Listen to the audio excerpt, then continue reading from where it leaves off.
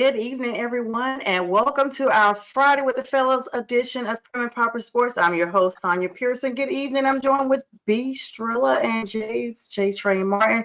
Good evening, gentlemen, and happy Thanksgiving. And we're still celebrating our vets, so salute to both of you all month long. Shout out to Pink Fanfur, the realest real creator. Had her on with me for our what turned into a game watch party of the Panthers and the 49ers. We lost, but I'm wearing red because you know what? We're still gonna bleed all over everybody. Y'all gonna bleed all over us, I should say. But anyway, welcome and one and all, welcome to our YouTube platform. And guys, how are you all doing tonight? Yeah, doing pretty good. Uneventful Thanksgiving. Just chilling at home. I hope you had a good one as well. You too, B. Yeah, I did. Absolutely uneventful is best. What's up, Monkey? Good to see you again. Haven't seen you in quite a while. I hope you had a great holiday with your kids. All right, y'all. So let's talk about. We got a lot of squeeze into this 1 hour, and we've already talked before we started going live here about some big college news tomorrow that I'll let J Train and B kind of take the lead on, as well as a little bit of NBA news, as well as other college news. Got the Bayou Classic tomorrow down in Louisiana. Grambling and Southern. Big thing going out tomorrow afternoon. Shout out to Pat Williams. You guys always call him the Williams brothers. I texted with him earlier today. Had him on last year, defensive back for the Vikings. He is a defensive coach for Grambling, and his son also plays with them. So go Grambling, and he watches our show. And also to Judge King and his sons, who are also sponsors of that big classic tomorrow. A lot of you all making the trip to Louisiana for that. But before we get there, let's back up just a sketch here with some NFL news. This was a big week, pivotal week. Of course, I already told you the 49ers defeated the Panthers 20-9. Brock Purdy, Christian McCaffrey were the stunners of the entire show as they took care of the Panthers on the road. Panthers still in the wild card. I'm going to still be screaming until we see ourselves evaporate from that, which I don't expect it to happen. But I'm going to just keep shouting us out. We are right behind none other than the Dallas Cowboys, them boys. Let's get to some score recaps here from week 12. We had the Bills falling to the Texans. Now, that was a shocker that ended up kicking off week 12. The 20th of November, which is what we kicked off with for last week. Colts and Chiefs, which we now saw the Chiefs again in this week's matchup. Seattle getting it done.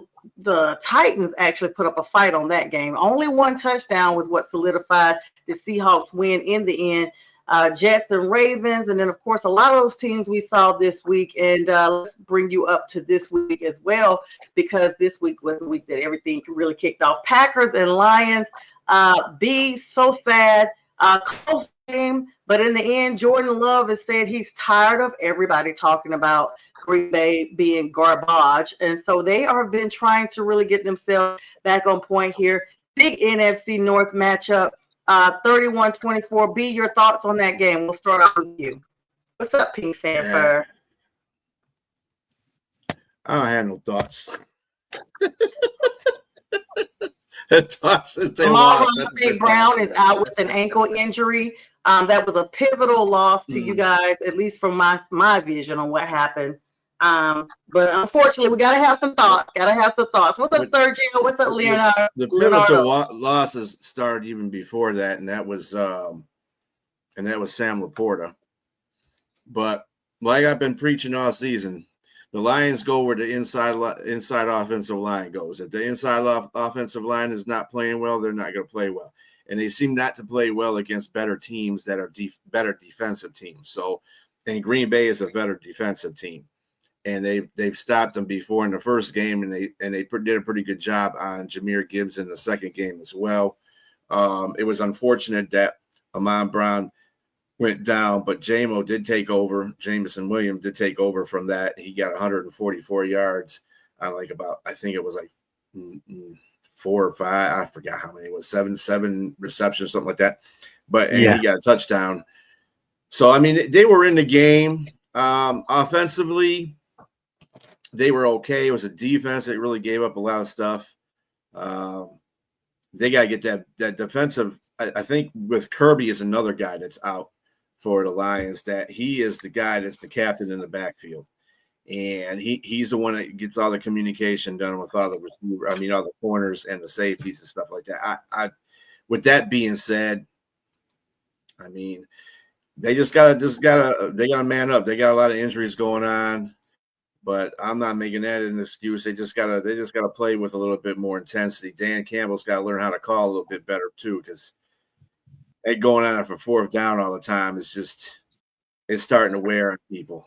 You can't be doing that. You got to live in a moment of the game, not trying to be pump my chest. I'm the bad gorilla out here. No, you can't do that. Sorry. So it is what it is. Jordan, Good games to the Green Bay. Jordan Love had a hell of a game. 4 touchdowns. And what's his name? Josh Jacobs, 83 yards, 17 carries. He was okay. They stopped him though, pretty much. But hey, they get him 100 yards. The Lions won't allow 100-yard rushes that much. But I mean, other than that, there was a good game by them. It's going to be between them and Chicago for the division title. I mean, I agree. Jared Goff, 2 touchdowns, 20 out of 25 passes for 256 yards. Still solid yards by him. Jahmyr Gibbs, 20 carries, still not even 100 yards himself, only 68 yards. And Jamison Williams, 1 touchdown, 7 receptions, though, but big yards. He put up 144 yards. On the other side, you got, like I said, Green Bay making sure they just don't stay in that category with the losers right now. 6 receptions for Dontavian Wicks, 2 touchdowns by himself, not 100 yards, but 94, close enough. Those 2 touchdowns make a difference. And we talked about Josh Jacobs and Jordan Love. That was, we expect for teams to step up when it is time for the divisional rivals. And this is the time of season that no one's playing anymore. Like, it's games are, it's a game, but games are over if you want to be anywhere. JTrain, you had some comments on this one? Just to piggyback off what B. Strella was saying is that the coach has to do better. The 2 fourth down turnover on downs, I don't have a problem with you actually going for it on 4th down, but picking and choosing your battles, knowing when to do that. And it seems like when he did it, he was very predictable. Those play calls, I could look at it and tell what he was about to do. So if I'm just a novice, a novice podcaster looking at that saying, okay, he's about to run it, they're going to stop that. The defensive, any average or above average defensive coordinator is going to know exactly what you're about to do, and they're going to shut it down. And they did. They shut both down, and they were able to score off those turnover on downs. And that, to me, those were very pivotal. And being able to shut down Jahmyr Gibbs, this is a guy that coming off a 260-plus all-purpose yard game. He only had 3.8 or 3.4 per carry. So, and I think he had 20 rushes, like you said. So they were able to shut him down. And I got to give credit to the defense of Green Bay. Micah Parsons also, 2.5 sacks. He's the only linebacker or defensive player to have 12 sacks or at least in 5 seasons or more, 12 or more in 5 seasons. So kudos to him. And like you said, it's going to be between the Bears and the Packers trying to vie for the top of this division. Let's move on over to your game, JTrain. Another NFC matchup. This time the South. Falcons and Saints, always an entertaining game, to put it mildly. Kirk Cousins back in action. Michael Penix out the remainder of the season. Kirk Cousins now QB1, earning some of that $93 million that he still got the Falcons on the hook for. And because they were not able to solidify a deal by last week, which was the trade deadline, they may as well keep him where he is because he does need to earn at least some of that money. And he went in there, chains to toe, and got it done in New Orleans, 24-10. In a game that looked competitive for a little bit until it pretty much was not. However, Kirk Cousins himself had 2 touchdowns. He did have 1 interception, 199 yards for his NFL debut, or should I say re-debut, 16 for 23. And then Bijan, they held him for under 100 yards, but 14 carries. He's always the carrier of that team. And Darnell Mooney coming out of the darkness here on him. 3 receptions, 74 yards, 1 touchdown. Got to keep him covered. On the flip side, you guys seem solid on Tyler Shuck. 30 for 43, one interception, but 243 yards. And then he also had 7 carries behind Taysom Hill. They brought him in. I like to see some of those little trick plays. He kind of plays different ones, running back, quarterback, everything. Taysom is there. And then Chris Olave, 9 receptions for 70 yards. Unfortunately, you all now have Alvin Kamara, who is now going to be one of the injured parties for the next game coming up next week here, JTrain. So Kamara, yeah, he had a weird play on the sideline where both knees were landed awkwardly, and he's going to be out. But also, Chris Olave is going to be out too. So we're going to be definitely vying for the number 1 pick in the NFL up for the draft for 2026, and I'm not mad at that. We need players. The Saints are not in a position right now where they're playing hard, like you said, at some parts of the game, but they can't finish because they're missing a lot. They got a rookie head coach. He sometimes coach like a rookie head coach. You got rookie quarterbacks. A second-year quarterback that we had in Spencer Rattler played well at times, played, not enough to put the team over the top. Tyler Shuck is a rookie, and you see some of the rookie things that he does, but you see why they drafted him at 40th overall as well, because he show you some things that he can do. Like you said, he can not only throw the ball, and he's got pop on that ball when he throws it, and a real good touch. But he also makes, if he gets rattled and line doesn't hold up, he can make some errant throws as well. But he can run the ball too. So I like what we got in Spencer Rattler. And with that said, not Spencer Rattler. I like what we have in Spencer Rattler too, but I like what we have in Tyler Shuck. And I don't think Tyler Shuck is going to be a second string quarterback next season. I think he'll be the number 1 guy going in, and they won't have to draft a quarterback in the first round. They can get a player to help elevate Tyler Shuck, maybe another offensive lineman, interior, or a number 1 wide receiver.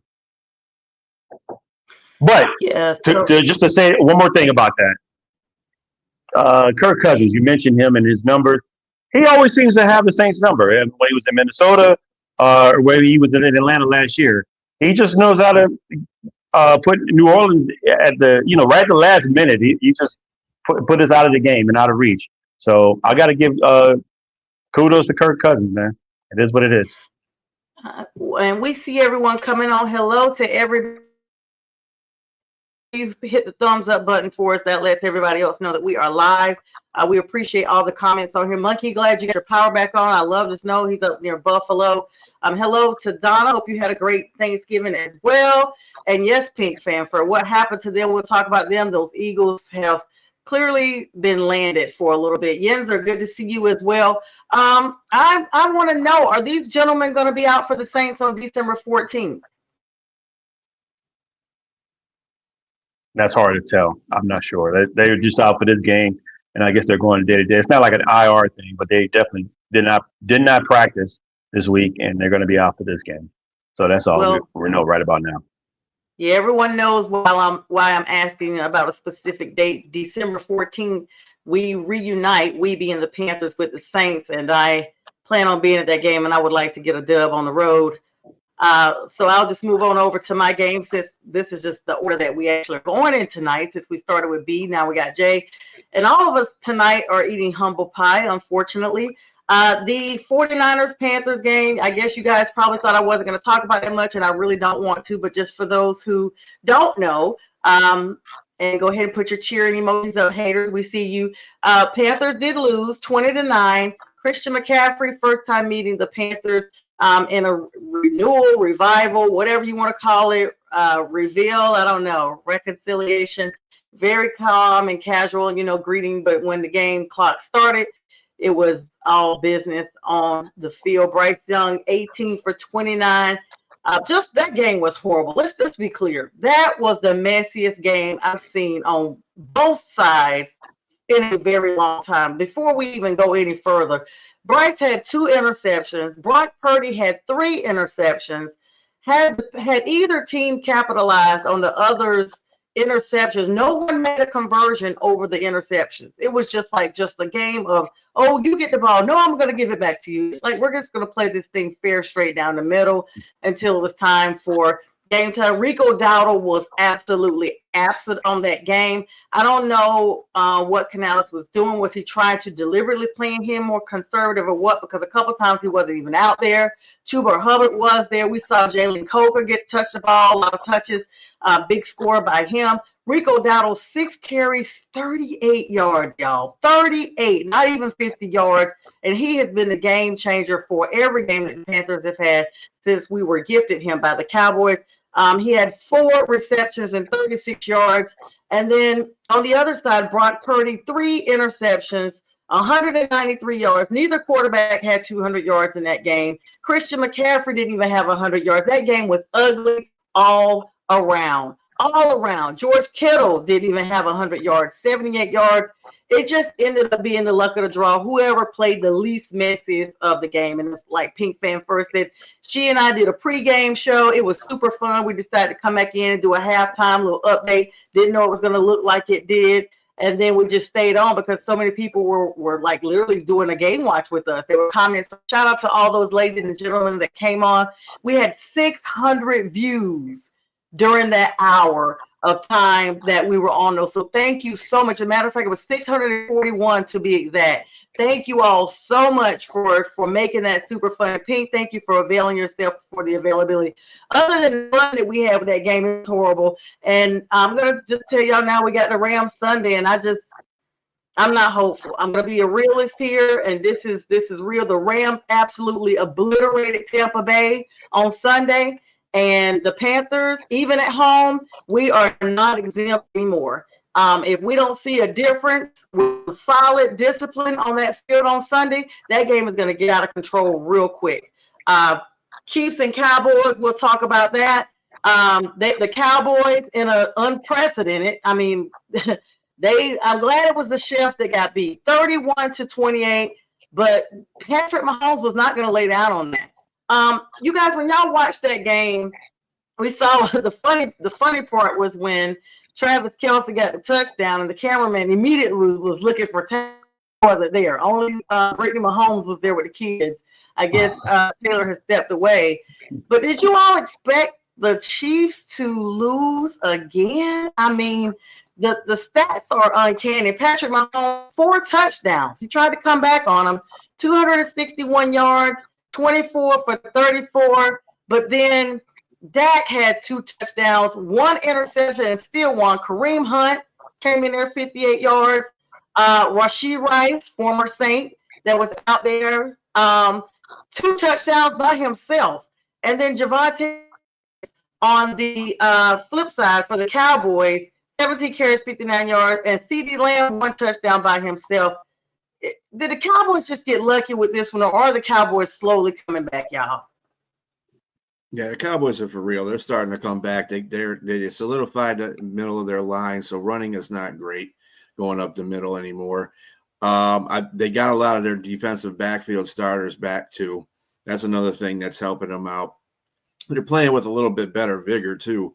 They just came off beating Philadelphia, so not only did they beat the Super Bowl champions, they beat the Super Bowl runners-up in 2 back-to-back games. So, I mean, Dallas is, hey, I'm telling you right now, the next damn game they play is against the Detroit Lions. I don't see the Lions winning that game. I just don't. Because Dallas is, like, right here, and Detroit's, like, is starting to descend because they don't have no – everything is falling apart at the wrong time for the Lions right now. So, it doesn't look good for them. I don't even know if they can make the playoffs, to tell you the truth. But Dallas, let's go back to Dallas. Dallas looks like they're for real. Dak has been playing great all season. The offense has not been the problem. It's the defense that's been falling apart on them. Now the defense is starting to. That's why, hey, if your offense is playing good and your defense just has to catch up, and they're catching up at the right time of the season too. So there are 3 key moves here. One, the acquisition of George Pickens. So picking him up, he is in a place where he feels like a quarterback and throwing the ball, and it's evident. It's not like I'm just giving you hyperbole or I'm just shooting stuff out there. He's got 1,000+ yards already with 8+ touchdowns, and he is killing. I mean, and he's given better opportunities for CeeDee Lamb as well. As you see, he had a really good game as well in there. But Javonte Williams is running the ball great. They got a good running back. I mean, this guy, look at his numbers. I think he's almost at 1,000 himself rushing. Yeah, he is. Yeah. And so where did he come from? Nobody's talking about him. I think he's underrated. And the second coming of Rico Dowdle. Hopefully they keep him. They don't let him go like they let Rico Dowdle go. And also, last but not least, the acquisition or trade for Quinnen Williams. I think giving up the first round, that second rounder, it might be worth it because Quinnen is on a tear. He's playing out of his mind. As long as he can stay healthy, that's going to be really pivotal for Dallas upcoming because they're trying to get into the playoffs. And they might be on their way if they can keep playing. If they can win out, they're going to get in the wild card somewhere. But they're doing much better than what people expected. I think. Like B said, the offense is not what we're not the problem. The defense was the main. Giving up all that run defense was atrocious. Not anymore. So that should help them a lot. And this was a close game. Like you said, Patrick Mahomes played out of his mind. He was coming back, but it just wasn't enough. It wasn't enough. Let's talk about the Bengals and Ravens game. I picked the Bengals to upset the Ravens, and I'm glad they did it. Joe Burrow, Mr. Cool, Joe Cool, welcome back. Welcome back. And, everybody was asking him, why are you back at 3-8? You're clearly not going to make the playoffs. He said, hey, I just want to play the game. And play he did against Lamar Jackson, Derrick Henry, and the rest of the Ravens, 32-14 in a stunner. I mean, fans were absolutely stunned on this one. Joe Burrow, 2 touchdowns, 261 yards like he never left. 24 out of 46 completions for him. Lamar Jackson had 246 yards right on the nick, but he also had 1 interception that cost them that game. I mean, in addition to other things, 2 fumbles, right. And then Chase Brown on the Bengals side as well, 78 yards. And Jamar Chase, him and Burrow linked up like it was old days. I was literally excited to see them. 110 yards, Mr. Chase himself. And Isaiah Likely was playing his best, almost 100 yards, 95 yards, but he was playing him and Derrick Henry up behind Lamar Jackson were the game leaders. Derrick Henry himself had 1 touchdown, but it was not enough, and the Bengals got it done double the Baltimore Ravens, guys. What were your thoughts on that game? So I'm going to say the opposite of what you just said. I don't think the Bengals won this game. I think the Ravens lost this game. 2 touchdowns that were taken off the board. 1 by questionable offensive pass interference by Zay Flowers. That shouldn't have even been. Even the ref that's on the commentator said that shouldn't have been called an offensive pass because he didn't really extend. He just tapped the guy a little bit. Yep. So they took 7 points off the board. Isaiah Likely, the guy you just mentioned, had all those yards. He fumbled the ball in the end zone and got a touchback. That's 14-point swing right there. That's a 14-point swing right there. And Lamar Jackson, they fumbled 4 times. The team fumbled 4 times. Now, I'm going to give Cincinnati Bengals their win, but I think the miscues for the Ravens really would put them out of that game. B. I think, all the hype that was coming in there for Joe Burrow, the really thing that surprised me about that whole game wasn't Joe Burrow. It wasn't even, Lamar's lack of running around and stuff like that. He's obviously got a bad ankle. He's got a bad wheel. So, but the Bengals defense, they came to play. They had 5 turnovers, 3 sacks. So I mean, it wasn't just the Ravens making mistakes. It was the Bengals putting them in them situations to make them mistakes. So I saw something different. I guess what happens is when you have your quarterback, that's your starting quarterback, when you ever had a main guy of your team that goes out for a while and then he comes back, I guess he revitalizes the mentality of the team. And the defense said, you know what? Because Burrow is back, we ain't going to be the 32nd defense anymore. We're going to start moving up the pile just like the Ravens did. And That division is just so wide open now. That division is just going to be way wide open. I don't even know who can win that division right now. If Cincinnati does what they did last year, I doubt it. But if they did what they did last year and they reel off a whole bunch of consecutive wins, they can win that division. Never know. I'm not going to anoint that defense just yet. Again, I saw a lot of things. I mean, I wasn't anointing them. I said they can't play. That's I guess. I'm just I watch that all 22. You'll see a lot of things the Bengals did were gifted them. Don't mind you. Again, they got the win. I'm gonna tell you that. But a lot of things happened that were really on the fault of the Ravens. Like the throw that Lamar threw. That's the Tuck rule. That was a fumble. So he did that. The Bengals didn't cause that. That was him. He threw that down. He was trying to throw it, and he dropped the ball. He threw it down. They called it a fumble. Again, a lot of things that happened, and the fumble that happened in the end zone. He wasn't holding the ball. It's on him. That's Lamar. Isaiah Likely. And seeing the Ravens lose is always. Oh yeah, of course. Yes, it was another kind of a sloppy game. Another game that we're going to move to, and then we'll move today's game, and then we'll move on past it. We mentioned this a little bit. I just want to know, what do you guys think is really wrong with the Philadelphia Eagles? I mean, the Cowboys just lassoed them in a nail biter, 24-21. Eagles are 8-3. Now the Cowboys are suddenly at 500 when a couple of weeks ago they were 3 and something, and we were counting them out. Jalen Hurts had 1 touchdown only, putting up the yards and carries. Dak Prescott right there on him, 354 yards against the defense of the Philadelphia Eagles. And Javonte Williams, George Pickens seems to be that missing part that they needed. People were like, how would they ever survive once Michael Parsons was no longer there? But I mean, like you guys said, the Cowboys are for real, but what is wrong with the Eagles is my question. This seems to be a lull. I mean, they're still 8-3. Let's not get it twisted. But they just don't seem to be the Eagles we've seen. Well, let's go to the game they played today. They played the Bears today.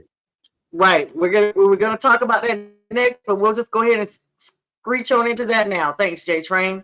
You got it. Today's game, 24-15. They weren't even there. Caleb Williams had 154 yards, 1 interception, and still beat them. Despite Jalen Hurts having 2 touchdowns, 230 yards, and Saquon Barkley was almost eliminated from that game. He was abysmal, 56 yards, and 13 carries. Kyle Monaghay, for someone I hadn't even really read up on that much, was pivotal with 22 carries, and Cole Kmet as well. But Caleb Williams, I mean, this is the year 9-3. The Bears sit, and they are ahead of the Eagles. I mean, I know we talked about coming on to the show that that they were solid contenders for the North. I'll put it like that. Let's just say they are. So let's talk about it, JTrain. I mean, what is wrong with the Eagles now that we see they've now fallen to the Bears? It's a combination of things. It's a combination of things. I think the offensive coordinator is not as good as Kellen Moore was. You're losing some of the players on the offensive line. Mekhi Becton is a huge loss. Having an interior offensive line, they can't do the tush push like they usually do. And Jalen Hurts, his communication between his receivers is just not great.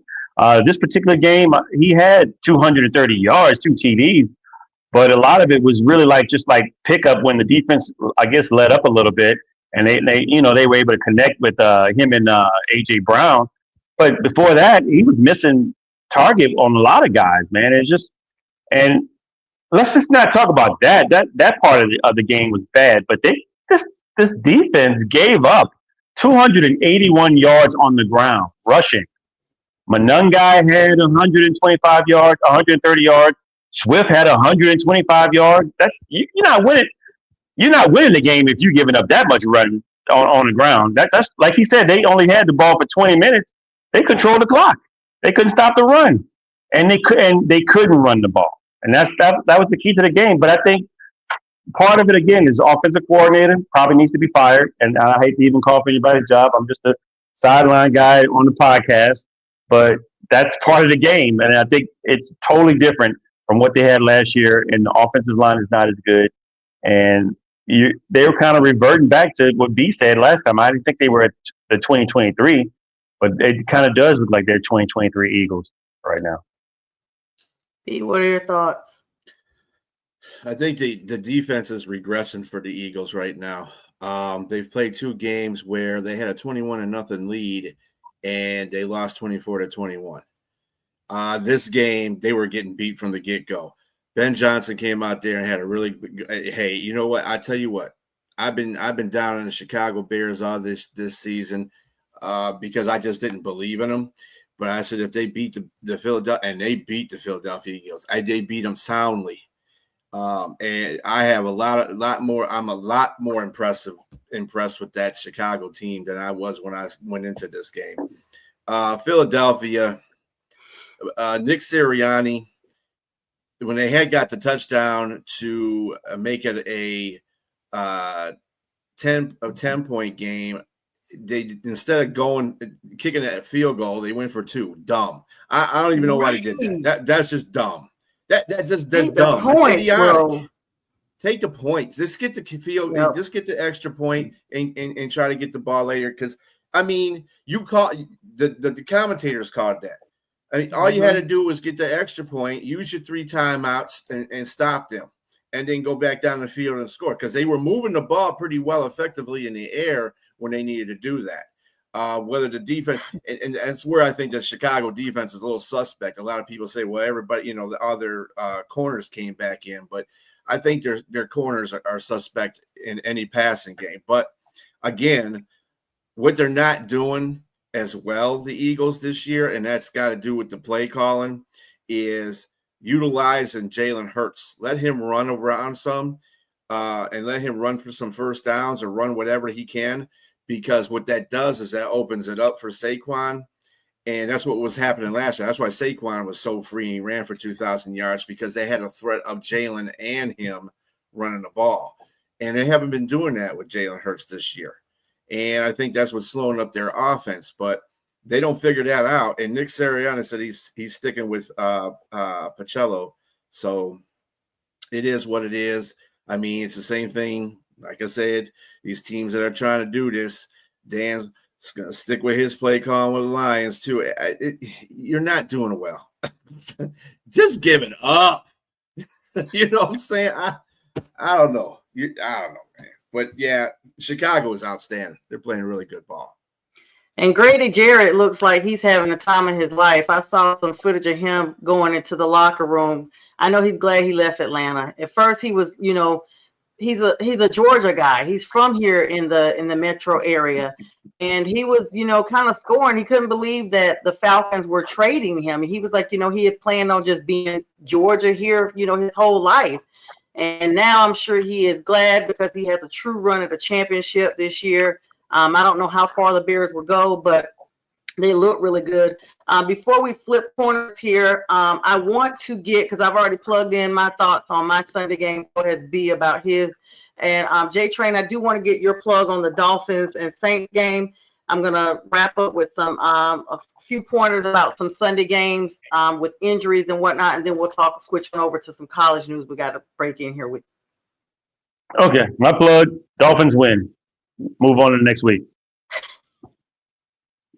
Okay. They gave the Dolphins 5.5, though. I don't see them winning by 5.5.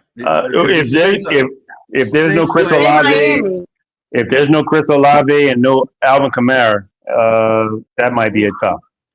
Yeah, that might be tough. No Chris Olave. I didn't see that on my injury report. But all right. We got, speaking of injuries, the Buccaneers, Todd Bowles has said Baker Mayfield has been having some shoulder injuries. You guys probably saw him in the last game, but he is trending to play on Sunday versus the Cardinals. C.J. Stroud of the Texans has cleared concussion protocol and is set to return versus the Colts on Sunday. After a shaking off the rust, we told you guys Joe Burrow is definitely back, got that big win over the Ravens. Aaron Rodgers, who's been having some wrist injuries, is slated to return on Sunday versus the Bills. Monkeys already told us they got some snow up that way. And a lot of 5 big players, including Rose Boone, still out for the Panthers defense on Sunday versus the Rams. And we've already plugged in the other news. Got some big news. I saw Yenser's comment from Josina Anderson earlier, but I do want to talk about that. So I'm going to segue and let Jay and B talk about this a little bit. Got some big news from the college world. Go ahead, guys. Okay, well, we can talk about the Egg Bowl that just occurred, and the reason why we're talking. I mean, usually that's a stinker. Nobody wants to talk about Ole Miss versus Mississippi State, but definitely Mississippi State has been on the upward trajectory, and including that a playoff-bound home game they're going to likely have because they won this game. They're 11-1 for the first time in a long time, and at the center of that attention of that particular game is Lane Kiffin. Right now, if anybody doesn't know, Lane Kiffin has been in the news for potentially wanting to either leave Ole Miss or stay at Ole Miss or go to either LSU or Florida. So right now, as we know, Florida has put themselves out of the running for the Lane Kiffin sweepstakes. They're no longer trying to pursue him because I believe they're saying it's taking too long, and he every time they talk to him, he's giving them a little bit of runaround. What people are saying is that he's likely either to stay at Ole Miss or go to LSU, and I think the latter is more likely. What I saw, I'm going to tell you what I saw. I think optically, looking at body language is everything. Between him and the players, every time a good or great play happened, they would come to the sideline, he'd give him a hug or pat him on the back, give him an attaboy. One of the players that scored a long touchdown, it was Deuce Alexander. He was hyped after he did like the when you racing at the 100-meter dash, he put the head down, scored. He came to the sideline, he was real hyped. Lane had to grab him. He was trying to walk away from Lane. He had to grab him and pull him and say congrats, and give him a hug and tell him. I guess the boy looked like he didn't want to be around Lane. So that kind of tells me that those things that I saw, it looks like Lane might be leaving. We're going to get a definitive answer tomorrow, Saturday, as to whether he's staying or whether he's leaving. But maybe 70% on a poll, ESPN, some other writers and analysts alike think that Lane Kiffin is going to LSU. I think so too, but there's still a great possibility that he stays. And I will say this also: if he does not stay, in my own honest opinion, I think he still should be allowed to coach them in the playoffs because he's the one that got them there. And when they vote for playoffs, they can vote you differently if somebody's not there, like a star player or a coach or whatnot. They can change up their votes and move you down because they're gonna, if they win by all intents and purposes, not win, but if he's there by all intents and purposes, they got a home game in the first round of the playoffs. Okay, yeah, that's pretty big news. I know B was watching the game. This is all the bowls weekend. This is just what Thanksgiving is. The bowls weekend is galore. The Georgia Tech Georgia rivalry went down. Georgia UGA held off Georgia Tech and moved to 11-1 in their rivalry game today.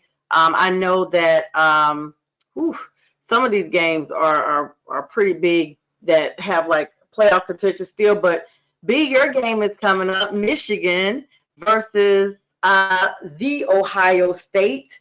Your thoughts going into that game tomorrow? Is it tomorrow? It's tomorrow, right? Yeah, tomorrow. Yeah, what time will it be airing? Just one thing about the Lane Kiffin thing. Florida has interest in Tulane's coach, Pat Summerall. John Summerall. John Summerall, yeah. They want Pat. He's coming back from the grave. If Pat's coming, it's a Summerall. Dang it. Anyway, that's the reason why Florida's not interested in Lane Kiffin right now. My views about it, I think Mississippi, Ole Miss will keep him. I'm telling. I don't know. I just don't have no. You can go by a lot of stuff. It could steer you in a different kind of way. Just like you said, the players on the sideline, that player was probably just so juiced up about getting the touchdown. He wasn't caring who the heck was touching on him. So he probably wasn't even aware of anything going around him. So I don't know if I can say that he was trying to stay away from Lane Kiffin. But anyway, also Texas A&M and Texas are playing, and Texas A&M has a 10-3 lead at halftime. That's a big game because Texas A&M is in third in the poll, and they are undefeated. And Texas is 16th, I believe. Yep. They are pretty 16th. mad because Michigan is 15th, and I don't know how the heck they moved ahead of them, but don't lose any games, and you have to worry about it. Anyway, that's all I got to say. As far as the Michigan-Ohio State game goes, I mean, I kind of had the same interest as I had in it yesterday or last year. I didn't think they were going to win the game against OSU, and I was really kind of disinterested. And you know, the only reason why I was disinterested because of the fact I'm not a big Sharon fan. I just Sharon Moore, yeah, he's Sharon, still there. I don't have. Even if he wins this game, he's just not. Yeah. I don't even know what the words that would explain it to him. I like the guy; he's a likable guy, but coaching, on the other hand, is something that he's like an assistant. You know how some people are born head coaches and some people are just born assistants? Rah guy. Shamar Moore is like that. He's a rah guy, assistant kind of coach. He's not really a great head coach. I also think Michigan's offensive coordinator needs to be booted too because he's not doing a very good job with Bryce Underwood. I just don't think he's doing a very good job with the offense in general. The offense is missing their number one running back in Hayes. He won't be playing in this game. And also their safety is going to be out. Their number one safety will probably be out in this game too. But in saying that, I thought that Michigan would lose last year because they were abysmal 3-something at the time they played Ohio State, and they still beat them. One thing about this rivalry, records don't matter. The players on both sides don't matter. It's who guts it out, who has the heart, who has the grit, who's going to win this game, because it's really a hated match. It's like family members. It's like, you know, you have your cousins come over and you have that one cousin you hate. So you want to be lined up against them in the Thanksgiving backyard bowl and just run them over. You know what I'm saying? It's kind of like that in a sense with Ohio State and Michigan. There's really no rhyme or reason how these teams win. You know, teams could be number one and the number 20th team could knock them off. Michigan's beaten Ohio State when they weren't ranked last year. So, I mean, and Ohio State beat Michigan when they were ranked number one. So it's really hard to fathom who's going to win this game. It's in Ann Arbor, but that don't mean anything either. Michigan beat them in a horseshoe last year. So it's really confusing on how you can figure out these games. Ohio State on paper should whoop their behind. So I mean, but they were supposed to whoop their behind last year too, but that didn't happen. So, you know, it'll be fun. The game will be fun for, you know, us fans, because that's what we're looking at. We're just looking at, you know, it's just like me and Fern will be going at it. You know, yeah, he's conveniently not available. Which let me point out, Fern, we know you ain't got no games now, Fern. The season is over, so where are you? This is the one show you need to be on. Like, you don't have a show, but I guarantee you next Friday. Like, I guarantee you, if he wins tomorrow, he'll be all up on that chat. He'll do the show early. Squidward is looking out the window. Trust me, he's looking out the window. He's watching. Squidward. He's watching. Oh, yeah, he watching. Utah, of course, is beating Kansas right now. Well, they beat them. Sorry, 31-21. Ole Miss beat Mississippi State 38-19. I told you guys that Georgia beat Georgia Tech. The score was 16-9 in that game. Texas game still going on. Purdue is getting mollywopped bad, 28-3. That would sound familiar to some of you Falcon fans. Indiana versus Purdue right now. And Arizona versus Arizona State is 0-0. That game just kicked off. Jay, what you got going? What are your thoughts on this whole weekend? And, you know, all these teams, all these bowls, you know, I can't keep up. The Mayo Bowl, they got all kind of foods. I mean, that Mayo Bowl is disgusting. Honestly, Dukes, the Dukes yeah, Mayo Bowl.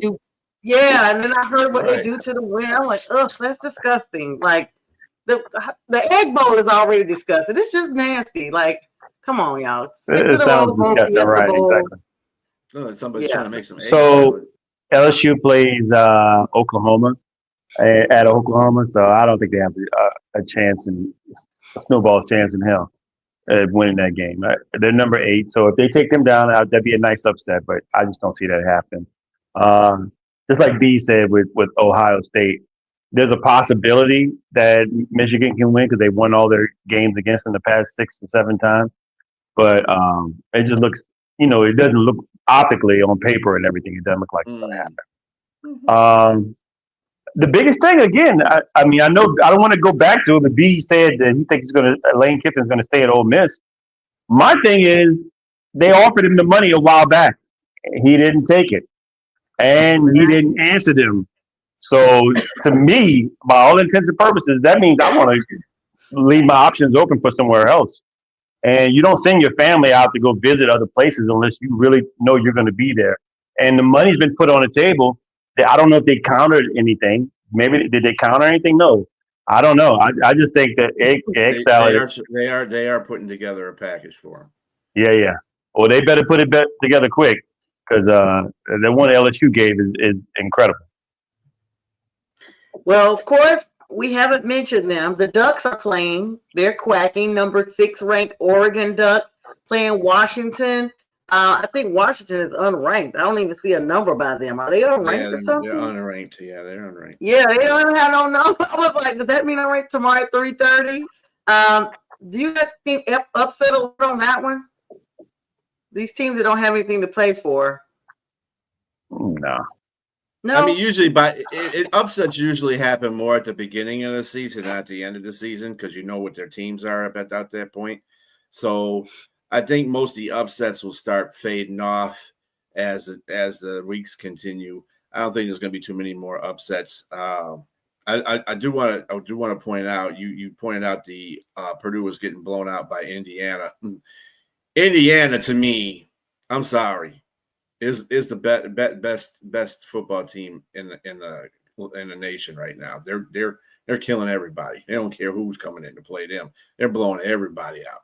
And that's something Ohio State's not doing to a par. They're winning their games, but they're not blowing them, man. Besides that one game Indiana had earlier in the season, but they found a way to win that game. And it was a spectacular win, actually. But other than that, they haven't had too many people close to them as far as the score is concerned. So we'll find out in the Big Ten. I think Keith is a big proprietor of that. He says you can't really tell who's going to be good between Ohio State and Indiana until they play each other, and they will be playing each other if both of them are in the Big Ten championship. So, yeah, Vandy and Tennessee are playing tomorrow, and then Alabama and Auburn are playing. Alabama lost one of their key players, but they're still predicted to win 68%. That's the I don't know. I want to say the Alabama Bowl, and I know that's not what you call it. The Iron Bowl. The Iron Bowl. Mm-hmm. Listen, I'm sitting here like I know it's the Iron Bowl, but I want to say Alabama Bowl so bad. That's why I was like, what do you call it? Which one? And then Notre Dame, they are still ranked at number 9. They are playing Stanford tomorrow night, real late, like 10:30 at night. Of course, Stanford. Charlotte's playing Tulane. Charlotte is not ranked, Charlotte, North Carolina, but they are playing number 24, Tulane. And that's tomorrow evening. SMU playing California. UCLA versus USC. USC ranked number 17 coming into tomorrow night's game. They're playing at 7:30. And Virginia Tech are also playing. Virginia is still ranked at number 18. And and JTrain, you mentioned LSU, who's not ranked, versus number 8 Oklahoma. A lot of big games coming up tomorrow, and I know we plugged in Keith Engel, TGI Sports. He's a big college football head on here as far as keeping us up to date on all that. The Arizona State versus Arizona Game is still scoreless right now, and the third quarter has started in our Texas A&M versus Texas game here. And then, yeah, that's pretty much what we got going on for here. Let me make sure there's no more. Y'all got any other breaking news going on with NFL or NBA as we get ready to wrap up our last 8-9 minutes here? Oklahoma City Thunder are just killing it right now. They're 18-1. I told Jack, I said, just watch out for them. And that's crazy because they don't even have Jalen Williams playing yet. Scary. They're the favorites to repeat for me. And just on a small college note, my Navy team earlier on Thursday beat Memphis 28-17. They're doing pretty good, man. I'm just waiting for the Army Navy game, so that'll be good. I mean, I don't think they're not going to be in any playoffs. They did that by messing up against Mean Machine, but it happens. And the Pistons. Go Army. Pistons are playing. I was just about to talk about the Pistons. I was just about to say the Pistons and Raptors are actually on shocking surges this season, while the Clippers have actually just gone down the tunnel. B, that's your team, the Pistons. What you got? Well, they lost their first in a while, huh? Who's that? The Pistons last night. Yeah, they lost. They lost against Boston Wednesday night. Right now they're tied 100-100 in playing Orlando right now with 4:10 left in the fourth. They kill it. That's an NBA group cup group play. So yeah, Boston did a pretty good job on them. They beat Boston earlier anyway. But I mean, the Pistons been playing some pretty good steady ball. The team is gelling really, really well. But I hope they can keep the consistency up for the rest of the year because again, you still got good teams. And the one game that I actually saw all the way through was the Cleveland game they lost. And dude, I was like, "Oh, you guys are awful." I mean, Cleveland was killing, and they couldn't hit a layup. The Pistons couldn't hit a layup in this game. They were trying to get points any way they can. Balls bouncing off the rim, balls not even missing the rim. They try to make a layup that wouldn't work. I was like, "Dude, what are you guys doing? Are you in some kind of vortex where you can't shoot?" I don't know what's going on. But what's up, Brent? Brent said go Army too. Yeah, and go Hornets. Go Charlotte Hornets. They're beating the Bulls right now with 1:14 left, Chicago. But welcome back to Giannis Antetokounmpo, who after missing 4 games with a groin injury, he's back in the NBA Cup versus the New York Knicks. That they got this big game after missing 4 games of the last one. So he strained his left groin in a 118-106 loss against the Cavs back on November 17th. But he's back. You guys know they play a bunch of games in the NBA. And so he's averaging 31.2 points, 10.8 rebounds, and 6.8 assists. And he actually scored 14 points in 13 minutes before getting injured. So he is on fire. The Bucks are 0-5 this season when he doesn't play. So they need him. He's now back. So look forward to getting a reignited Bucks out there. Can we look up Wembanyama? I remember he was hurt a calf injury that was going to take him out for 4 to 6 weeks. Yeah. Is he still out? Yep. He's still. Well, that's devastating because he was on a tear. He was on a tear. Yeah, the Spurs. He was supposed to be. And that game actually is going on right now. The Spurs are actually playing the Nuggets.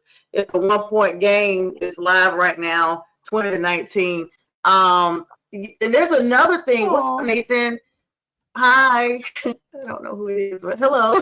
Anyway, thank you for joining us again. I just feel like he's a big issue, but not only that, JTrain, I was going to ask you about our favorite person we talk about every year for the Pelicans, none other than Zion Williamson. He's hurt 1 week, the next day they say he's back. What's the status of Zion right now? He's playing right now, but I mean, the status of the Pelicans altogether is in the dumps. So I mean, it don't even matter if he's playing or not. I mean, they won like 3 games, man.